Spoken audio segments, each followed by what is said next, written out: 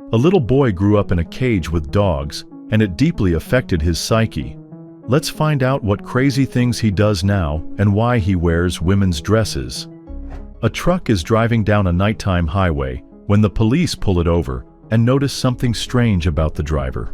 He is wearing women's clothing and jewelry, has several wounds on his body, and behaves like a complete madman. The officers immediately call forensic psychiatrist Evelyn, who is forced to rush to an urgent case in the middle of the night. Evelyn arrives at the police station and enters the holding cell, where she finds the strange man in a pink dress. His face is covered in bright makeup and bruises. The man removes his wig and confesses that his flamboyant appearance is his way of escaping a horrific past. That's when we find out that he is disabled and uses a wheelchair. The man introduces himself as Douglas.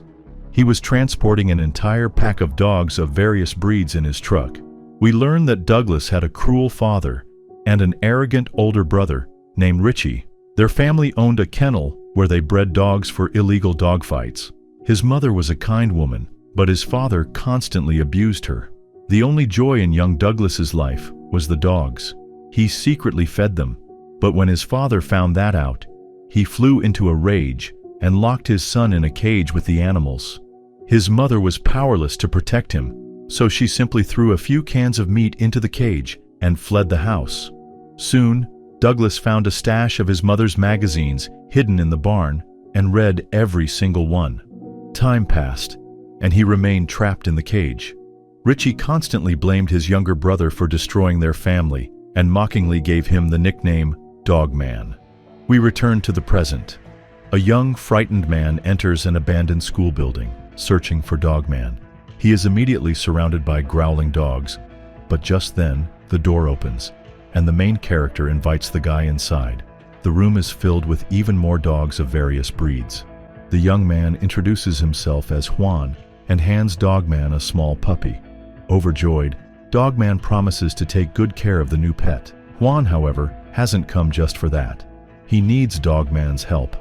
A ruthless mafia gang terrorizes the city, led by a cruel boss named El Verdugo. The gangster extorts enormous payments from the neighborhood's residents, leaving them with nothing to eat. DogMan promises to solve this problem. Later, El Verdugo arrives at a local bar, unaware that DogMan is tracking him. One of Douglas's dogs sneaks up and drops a phone at the gangster's feet. The device rings. As El Verdugo answers the call, a trained fighting dog lunges at him. Well, El Verdugo's chances of having children are now in serious danger. DogMan gives him a chilling ultimatum: stop terrorizing innocent people, or he'll lose a very important part of himself.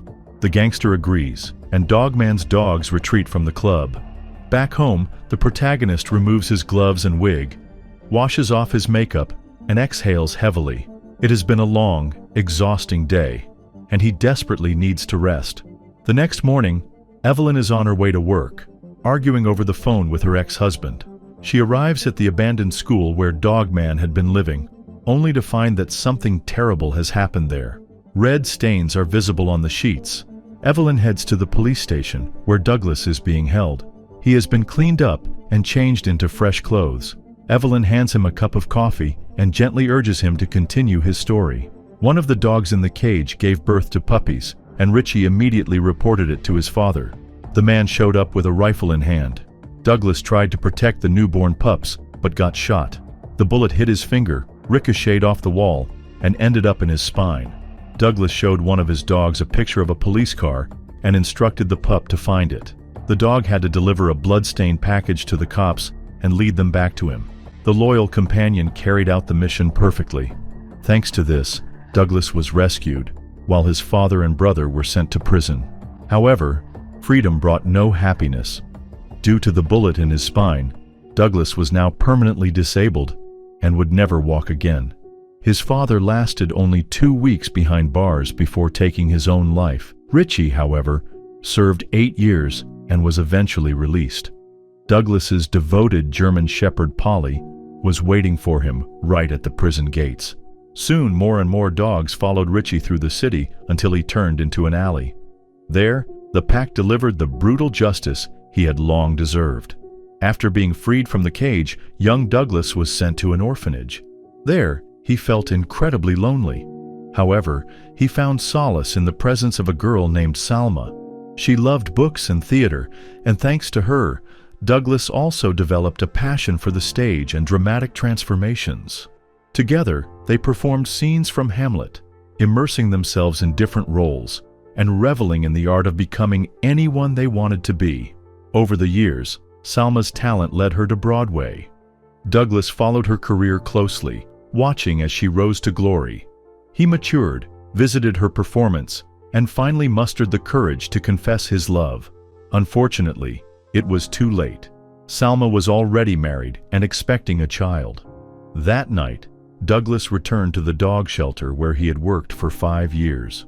Overwhelmed with despair, he shattered his wheelchair and bloodied his hands against the iron bars. His most loyal friends, the dogs, came to his rescue. Their unconditional love was so pure that Douglas found the strength to carry on. Soon, Douglas found out that the authorities planned to shut down the dog shelter where he worked.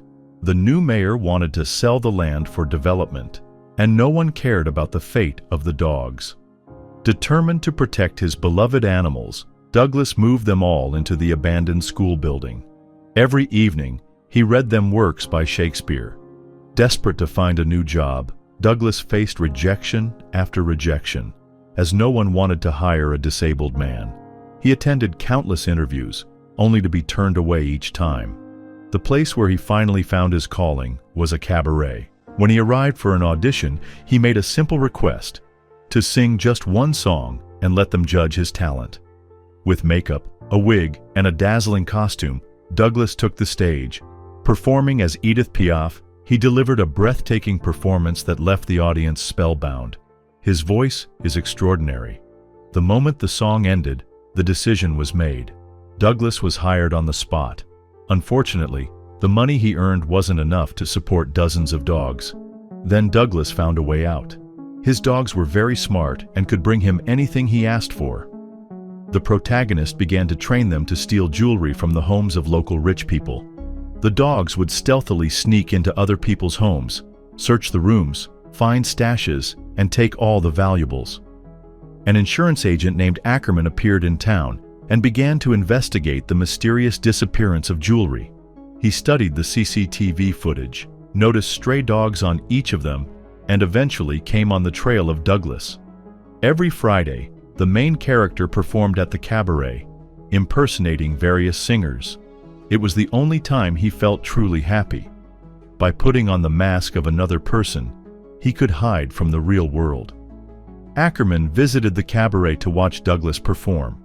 After the show, he went to the protagonist's dressing room, presented him with a red rose, and pretended to be an admiring fan. Late at night, Douglas returned home. Ackerman followed him. He took out a gun and sneaked into the abandoned school building where the main character lived with his dogs. The lawyer threatened DogMan with his revolver and announced that he knew everything about his crimes. Douglas replied that there was a safe behind the door. Ackerman opened it and indeed found a safe filled with stolen jewelry. DogMan then invited Ackerman to stay for dinner, not as a guest, but as food for the dogs. Upon hearing this story, Evelyn is horrified. Douglas justifies his act by saying that it was self-defense. The protagonist says that he was forced to commit another crime yesterday. In his words, the angels of the apocalypse broke into his house. He was preparing for another cabaret performance, applying makeup and remembering the words of his song, when El Verdugo's men, along with their boss, broke into the building of the abandoned school. They had tracked DogMan down with the help of poor Juan and now intended to take revenge on the protagonist. Hearing a gunshot, the main character spilled wine all over himself. Thanks to CCTV cameras, he immediately spotted the uninvited guests. Douglas gave his dogs the command "War," armed himself, and engaged in battle, along with his faithful pets. Douglas's home was filled with various traps, and one by one the villains were taken down. Some fell to DogMan's bullets, others encountered his vicious dogs in the dark corridor. and some ended up caught in yet another one of his cunning traps. Well, at least the dogs weren't hungry that night. El Verdugo managed to wound Douglas. The protagonist tried to crawl away, but the crime boss relentlessly pursued him. DogMan reached his wheelchair, sat down at the table with a glass of wine, and calmly waited for El Verdugo. The mafia boss pulled the trigger, but he was out of bullets. In the next instant, Douglas's dogs pounced on the villain. The main character gathered all his pets and tried to escape in his truck. When the police intercepted him, he gave the command for his dogs to scatter and hide in the city.